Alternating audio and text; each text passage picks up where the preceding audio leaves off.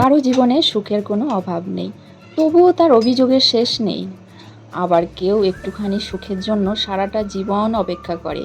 একই আকাশের নিচে কেউ শীতল বৃষ্টিতে ভিজে, আবার কেউ একই আকাশের নিচে রোদের দহন বয়ে বেড়ায়। আবার কারো জীবনে ভালোবাসা এত সহজে আসে যে সে তার মূল্যই বোঝে না। আবার কেউ একটি নিঃস্বার্থ হৃদয় খোঁজে, সারাটা জীবন তন্ন তন্ন করে পৃথিবী ঘুরে বেড়ায়। কেউ দুঃখের সঙ্গে এতটাই অভ্যস্ত হয়ে যায় যে কান্নাও আর তাকে ভাঙতে পারে না। আবার কেউ সেই সামান্য একটি কষ্টেই নিজের পুরো পৃথিবী হারিয়ে ফেলে। জীবন কখনো সবার জন্য সমান হয় না, তাই নিজের সুখ নিয়ে অহংকার করো না, আর অন্যের দুঃখকে ছোট করে দেখো না। কারণ ভাগ্য বদলাতে সময় খুব বেশি লাগে না, একটি মুহূর্তই যথেষ্ট। ঠিক বললাম তো বন্ধুরা? এই পৃথিবী বড়ই অদ্ভুত। তো চলুন বন্ধুরা, শুভ সকাল সকলকে, শুভ সকালে শুভেচ্ছা জানিয়ে ভিডিওটা শুরু করলাম। আমার ব্যস্ততম দিন, প্রত্যেক দিনই আর কি আমার ব্যস্ততম দিন। প্রত্যেকটা দিনই আমি সকাল হতেই ব্যস্ত হয়ে পড়ি, এতটা ব্যস্ত হয়ে পড়ি যে সংসারের কাজগুলো করতে করতে ভিডিও করার কথা ভুলেই যাই। সংসারের কাজকর্ম, তারপরে আমার সোনামণিরা রয়েছে 3 জন, ওদের কাজকর্ম। নিজে যদি নাও খাই তাতেও কোনো দুঃখ নেই, বা কেউ খোঁজ নেবারও নেই। ওদের জন্য ভাবতে ভাবতেই আর কাজকর্মগুলো করতে করতেই দিন চলে যায় কোন দিক দিয়ে বুঝতেই পারি না।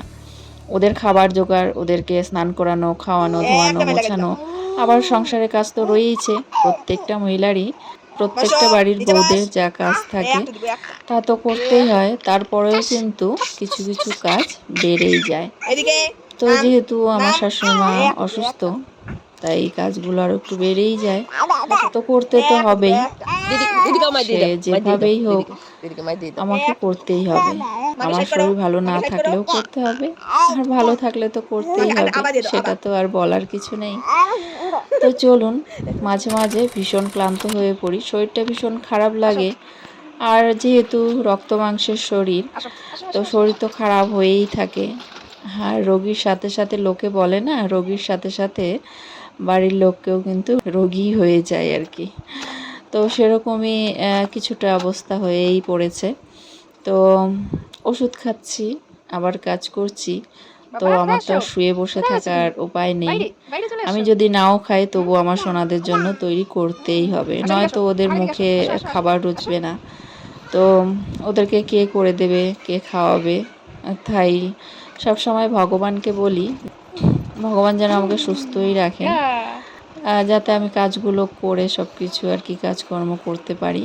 তো সব সময় তো ভগবানের কাছে আমরা চেয়েই থাকি, কিছু তো ভগবানের জন্য করতে পারি না।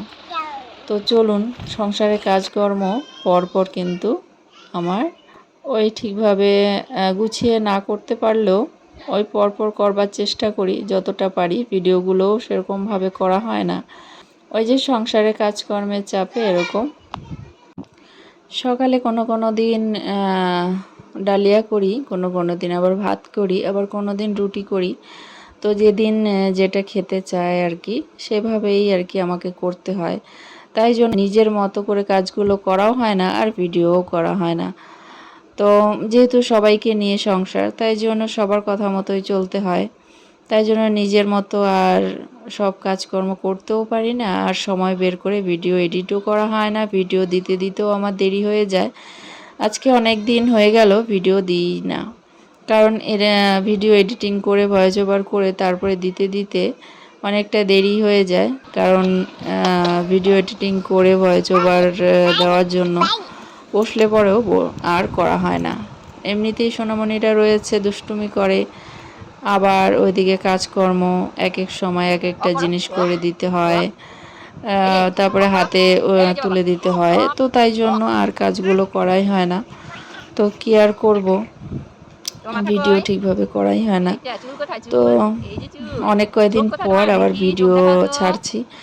আপনাদের যদি ভিডিওগুলো ভালো লাগে অবশ্যই পাশে থাকবেন, আর আমাকে অবশ্যই সাপোর্ট করবেন, তাহলে আরও ভিডিও বানানোর ইচ্ছে হবে। তো বেশি ভিউজ হয় না বলে আরও ইচ্ছেই করে না। শত কষ্টের মাঝেও ভিডিওগুলো করবার চেষ্টা করি।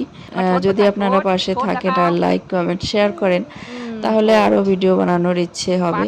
তো চলুন, যেভাবেই হোক কষ্ট করে ভিডিওগুলো বানানোর চেষ্টা করব যাতে আপনাদের ভালো লাগে। তো চলুন বন্ধুরা, ভিডিওটা কেমন লাগলো অবশ্যই জানাবেন। যদি ভালো লাগে তাহলে লাইক কমেন্ট শেয়ার করে অবশ্যই পাশে থাকবেন।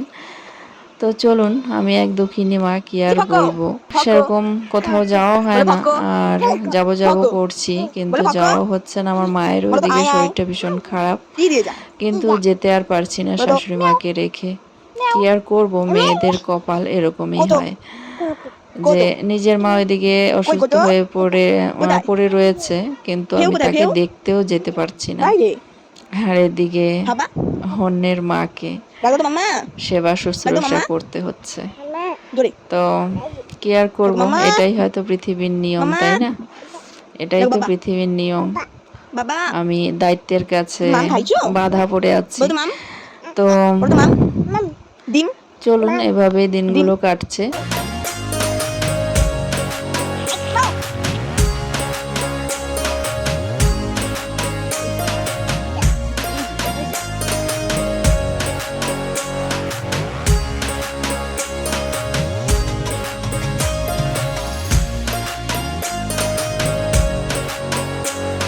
আর এই যে আমাদের ঘরের পেছনে আজকে দাঁড়ার সাপ এসেছে। তো এটার একটুখানি ভিডিও করেছিলাম, কিছুতেই যাচ্ছিল না ওই গাছের মাথায়। গাছটা যেহেতু মরে গেছে, শুকিয়ে গেছে, তো সেই গাছের মাথায় আর কি গর্ত করে পাখিরা বাসা তৈরি করেছে, আর সেখানে ডিম পেড়েছে, বাচ্চা তৈরি করেছে। সেই বাচ্চা খাওয়ার জন্য, ডিম খাওয়ার জন্যই কিন্তু এই যে ইনি এসে উপস্থিত হয়েছেন। কোথার থেকে দেখেছে কে জানে, চলে এসেছে এখানে। কিছুতেই যাচ্ছে না, ওই গাছেই উঠবার জন্য ব্যস্ত। কতবার চেষ্টা করছে কিন্তু উঠতে আর পাচ্ছে না। আমরাও তাড়িয়ে দিচ্ছি কিন্তু কিছুতেই যাচ্ছে না, ঘুরে ফিরে আবার এখানেই চলে আসছে। তো এরকম অনেকক্ষণ চলবার পর তারপরে গেছে। যেহেতু গাছে আর কি পাখির বাসা রয়েছে, বাচ্চা রয়েছে, ডিম রয়েছে, তো সেই জন্য পাখিরাও আর কি উঠতে দিচ্ছে না, বারবার আর কি এসে ঠোকর দিচ্ছে। তাই জন্য আর উপরে উঠতে পারছে না, পড়ে যাচ্ছে বারবার। তো অনেকটা লম্বা, অনেকটা বড়, বেশ দেখলে পরে ভয়ই লাগছিল। তো এইভাবে করতে করতে অনেকক্ষণ পর তারপরে শেষে চলে গেছে। তো চলুন বন্ধুরা, এরকম কার কার বাড়িতে এরকম হয়েছে তো অবশ্যই জানাবেন।